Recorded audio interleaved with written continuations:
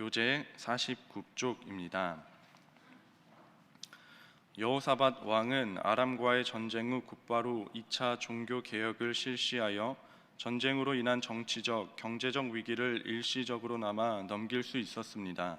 선견자 예후는 여호사밧이 아합 같은 악한 자들과 동맹한 것에 대해 따끔하게 질책하였고, 여호사밧은 그 책망을 겸손히 받아들입니다. 그리고 사법적인 개혁도 단행하여 하나님의 정의를 실현하고자 합니다. 모압과 암몬과 마온 사람들의 침공으로 또다시 곤경에 처합니다. 여호사밧은 금식을 선포하며 하나님께 겸손히 구합니다. 그러자 하나님은 야하시엘을 통하여 이 전쟁이 하나님께 속한 것이라는 기도의 응답을 주십니다. 힘을 얻은 여호사밧과 그의 군대는 제일 앞에 찬양대를 세워 힘차게 찬양함으로 큰 승리를 거두게 됩니다. 이후 여호사밧은 대체로 태평성대를 누립니다.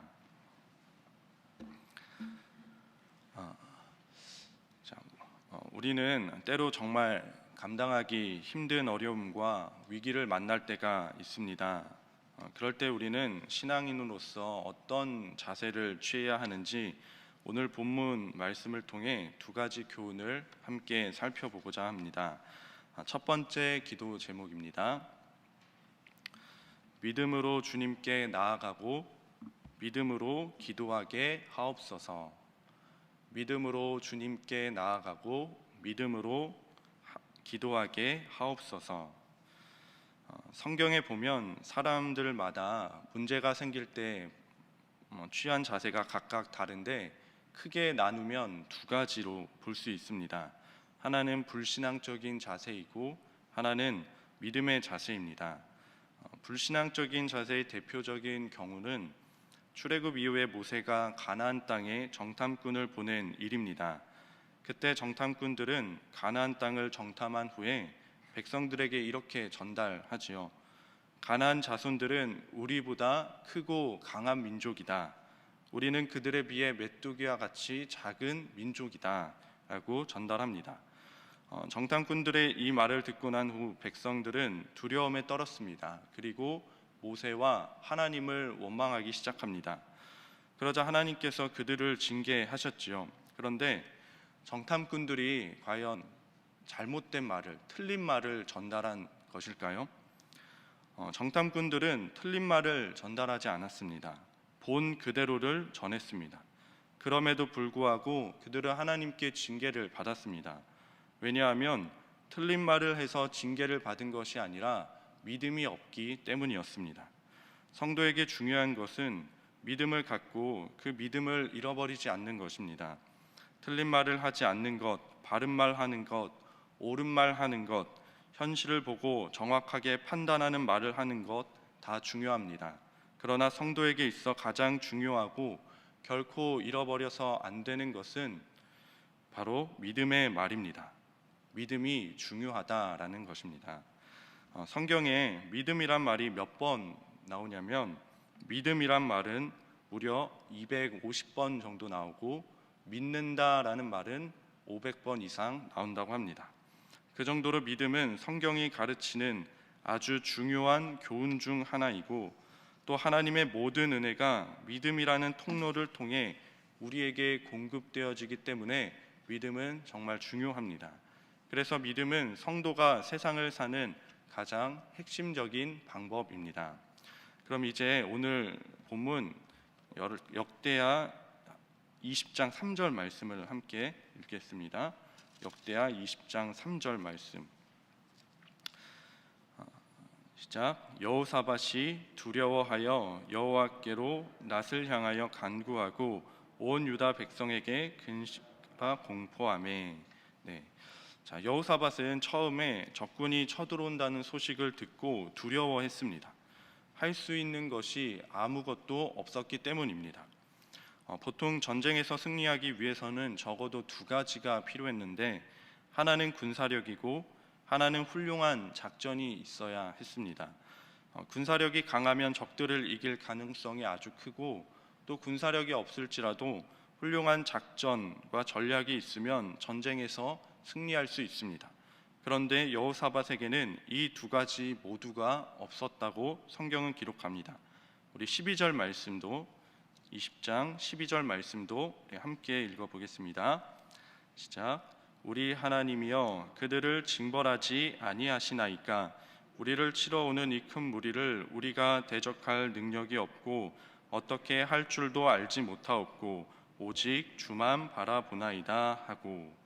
자, 여기서 우리가 대적할 능력이 없다라는 말씀은 군사력이 없다라는 말씀이고, 또 어떻게 할 줄도 알지 못하겠다라는 말씀은 작전도 없다라는 말씀입니다. 즉 자신의 힘으로 아무것도 할 수 없는 절박한 상황이었습니다. 그래서 여호사밧은 처음에 두려움에 떨었습니다.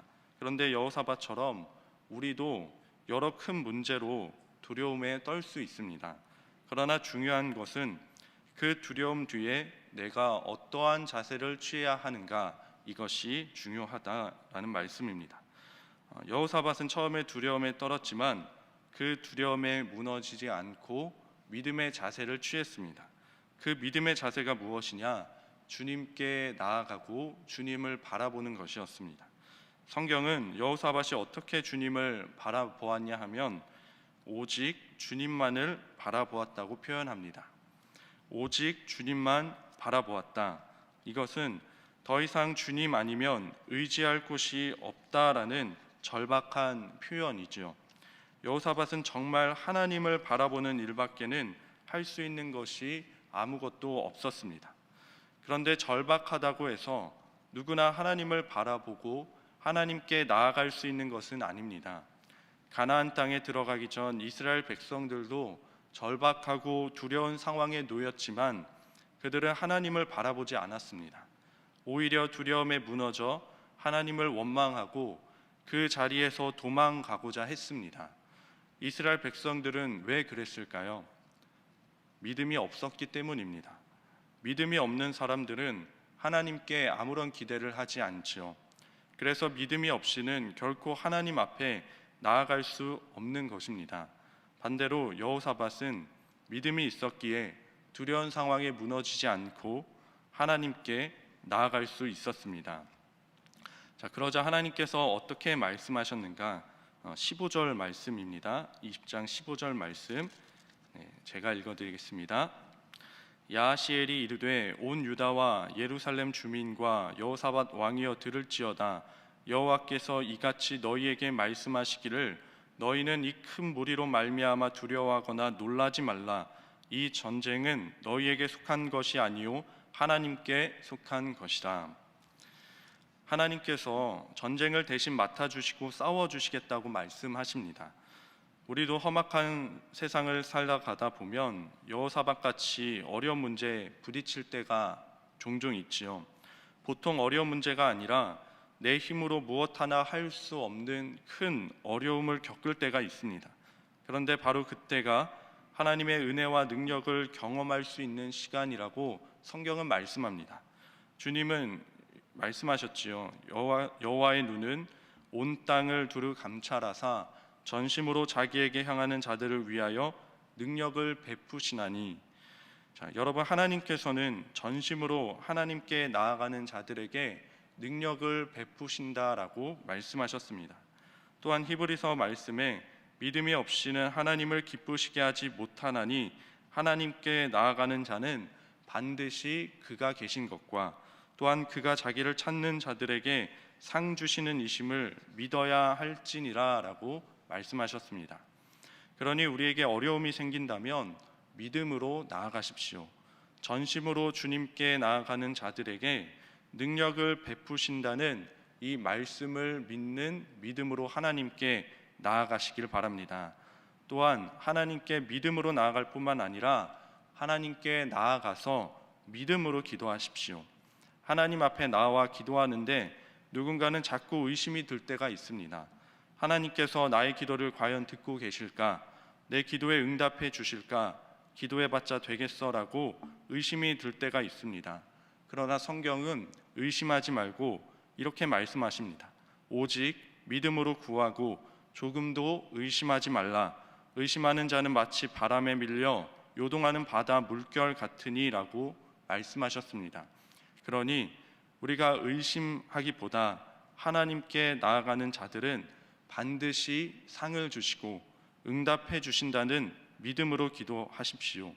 간단히 요약하면 어려움과 여러 문제가 생길 때 두려워하지 말고 믿음으로 하나님께 나아가고 또한 믿음으로 기도하라. 이것이 성도들이 결코 잃어버리면 안 되는 신앙의 첫 번째 자세입니다. 자, 이어서 두 번째 기도 제목입니다. 하나님을 찬양하게 하옵소서. 하나님을 찬양하게 하옵소서.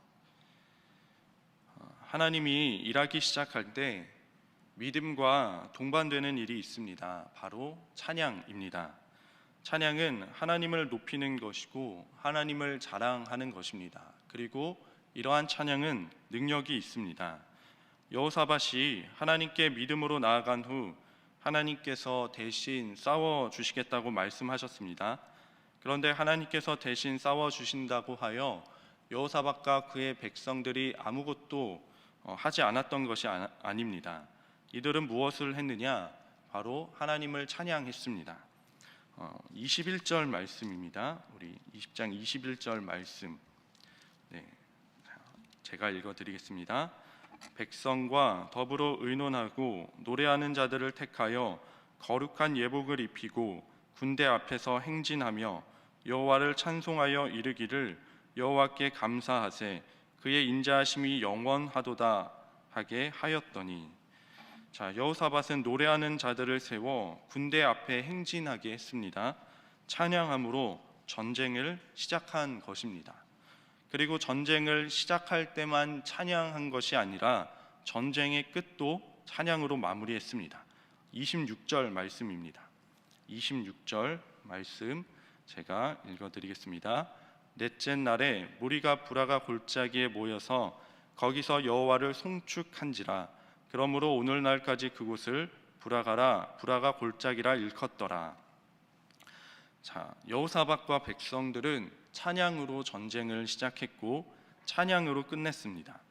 즉 전쟁의 시작과 끝이 찬양이었습니다. 이 문맥의 구조를 다시 살펴보면 처음에는 큰 문제와 위기가 여호사밧을 찾아왔습니다. 이 큰 문제는 여호사밧 자신의 힘으로 결코 해결할 수 없는 문제였습니다. 마치 그 문제와 위기가 여호사밧과 백성들을 숨도 못 쉴 정도로 애워싸고 포위해 버린 것과 같았습니다. 그런데 하나님께서 대신 싸워주시겠다고 응답하신 후에는 반대로 여호사밧이 찬양으로 자신의 큰 어려움과 문제를 둘러싸 버립니다. 즉 찬양으로 전쟁을 포위해 버린 것이지요. 그런데 이 비슷한 구조가 열왕기하 19장 말씀에도 나와 있습니다. 한번 펴보시면 좋을 것 같은데 구약 596쪽입니다. 구약 596쪽 열왕기하 19장 15절에서 19절까지의 말씀입니다. 열왕기하 596쪽 구약 596쪽 열왕기하 19장 15절 말씀인데 이 본문은 히스기야의 기도입니다. 히스기야가 기도할 때 어떤 상황이었냐면 아수르의 사네립 왕이 예루살렘을 포위합니다. 절체절명의 위기 상황이었습니다. 히스기야가 자신의 힘으로는 도저히 아수르 나라를 당해낼 수가 없었습니다. 그런데 이러한 위기 앞에서 히스기야는 세 단계로 기도를 하는데요. 첫 번째 단계는 15절 말씀입니다. 제가 읽어드리겠습니다. 그 앞에 히스기야가 기도하여 이르되 그룹들 위에 계신 이스라엘의 하나님 여호와여 주는 천하 만국의 홀로 하나님이시라 주께서 천지를 만드셨나이다. 이 부분은 히스기야가 하나님을 송축하는 장면입니다. 즉 자신의 문제에 대해서 말하기 전에 하나님을 찬양합니다. 찬양으로 기도를 시작합니다. 그 다음 두 번째 단계는 16절에서 19절 말씀인데 이 19절까지 앞부분까지 말씀인데 이것을 간단히 요약하면 자신의 큰 문제와 위기의 상황을 하나님께 낱낱이 말하며 기도하는 장면입니다. 그리고 마지막 세 번째로 19절 뒷부분에 히스기야는 이렇게 기도를 마무리합니다. 주 여호와가 홀로 하나님이신 줄 알리이다 하니라. 즉 하나님을 송축함으로 기도를 끝맺습니다. 하나님을 찬송함으로 기도를 마무리했다라는 말씀입니다. 즉 히스기야의 기도는 하나님을 찬양함으로 기도를 시작하고, 두 번째로 자신의 문제와 위기에 대해서 말하고, 마지막으로 하나님을 찬양함으로 기도를 끝맺습니다. 이 히스기야의 기도는 오늘 본문 여호사밧의 상황과 아주 비슷합니다. 여호사밧과 히스기야 왕은 자신들의 힘으로 결코 해결할 수 없는 위기와 문제를 찬양으로 포위했다는 것입니다. 그랬더니 하나님께서 그 문제를 대신 싸워주시고 해결해 주셨습니다. 이것을 우리에게 적용해 보면 우리에게도 예상치 못한 문제들이 우리를 애워쌀 때가 있습니다. 작은 문제들은 우리의 힘으로 해결할 수 있지만 여호사밧과 히스기야가 겪은 문제처럼 내 힘으로 아무리 극복하려고 해도 극복할 수 없는 문제들이 우리에게 찾아올 때가 있습니다. 누군가에게는 취업의 문제, 재정의 문제, 인간 관계의 문제 등 내가 해결할 수 없는 수많은 문제들이 우리를 포위해서 숨막히게 할 때가 있습니다. 그럴 때 여호사밧과 히스기야 왕이 그랬던 것처럼 하나님께 믿음으로 나아가 믿음으로 기도하십시오. 그런데 그저 기도만 하는 것이 아니라 찬양으로 시작하여 기도하고 또 찬양으로 그 기도를 마무리하십시오. 나의 문제를 중심에 두고 찬양으로 포위해 보시길 바랍니다. 나의 문제를 찬양으로 포위하면 그 문제보다 훨씬 크신 하나님께서 반대로 우리의 문제와 위기를 포위하셔서 해결해 주신다는 말씀입니다. 오늘 두 가지 신앙의 자세에 대해서 나누어 보았습니다. 우리에게 여러 위기와 문제가 찾아올 수 있는데 그때 결코 잃어버려서 안 되는 신앙의 두 가지 자세가 바로 믿음과 찬양이다. 믿음으로 하나님께 나아가고 그리고 믿음으로 기도하십시오. 또한 기도할 때 그저 무작정 기도만 하는 것이 아니라 찬양으로 시작하고 찬양으로 마무리하십시오. 찬양으로 우리 위기와 문제를 포위하십시오. 그러면 문제보다 크신 하나님께서 우리를 도와주십니다. 찬양에는 능력이 있습니다. 그러므로 믿음과 찬양 가운데 우리와 함께 하시고 우리의 힘과 능력이 되시는 하나님을 경험하는 저와 여러분 되기를 주님의 이름으로 축복합니다. 이 시간 함께 기도하길 원합니다.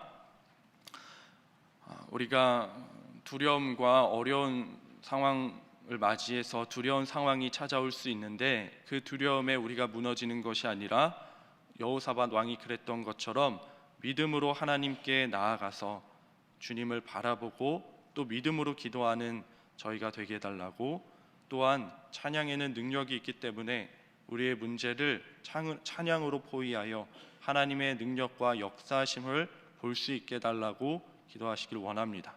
그리고 내일 주일 예배와 또한 배우한 위임 목사님과 또한 주일 예배를 섬기는 우리 모든 직분자들을 위해서 이 시간 함께 기도하도록 하겠습니다. 주여 믿습니다. 주여 믿습니다. 주여 믿습니다.